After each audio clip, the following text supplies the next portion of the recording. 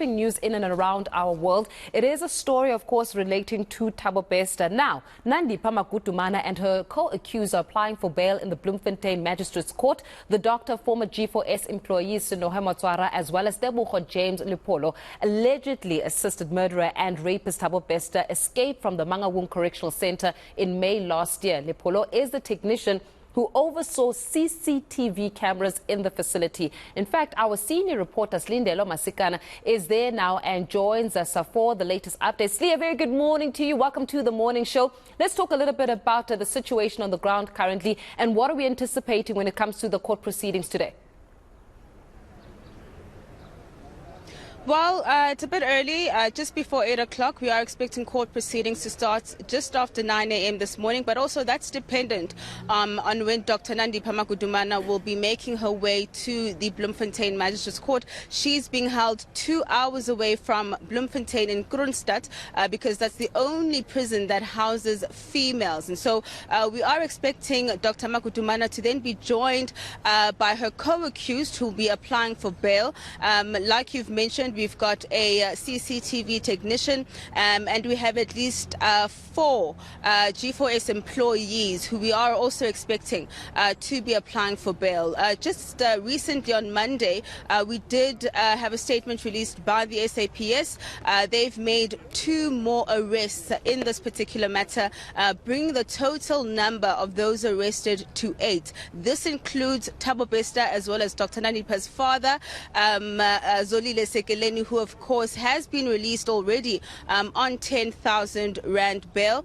So we are expecting quite lengthy proceedings today, but we all are of course expecting the first appearance of those 2 who were arrested this week. Also, news that broke yesterday was of course during the Justice and Correctional Services Portfolio Committee meeting, the Justice Minister Ronald Lamola announcing to the committee that the department has served a notice of termination to the Mangaung prison with intention, of course, to terminate their contract after 90 days. So for the next couple of days, or should I say the next 3 months, we are expecting perhaps litigation that's also going to be taking place with regards to that contract. But also, we have seen, of course, criticism around the fact that it does seem as though that at this stage we are not seeing high-ranking officials being arrested or held accountable in this matter,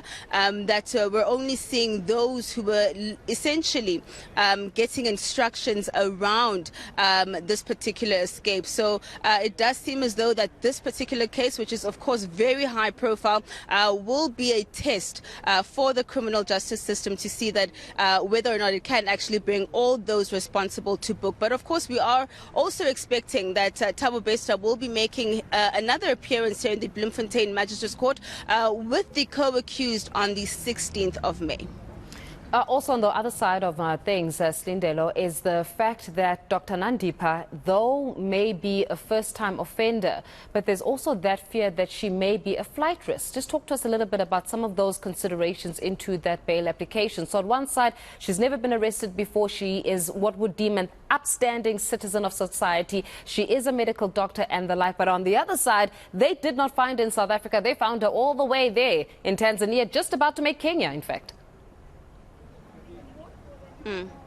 And I think that's exactly what the state will be stressing in terms of opposing bail. We do understand that they'll be opposing all the bail applications that are going to be made today, because not only are those accused facing Schedule 6 offences, which means that the onus is on them to tell the court why exactly there are exceptional circumstances for them to be released, and whether it's in the interest of justice for them to be released on bail. And in the case of Dr. Nandipha in particular, like you said, she had fled the country. She had to be found essentially in Arusha of Tanzania just before making her way with Thabo Bester to Kenya. So I think the state will be stressing the fact that she is a flight risk, and that perhaps the interests of justice certainly don't permit her release on bail, despite the fact that she is a first-time offender, and that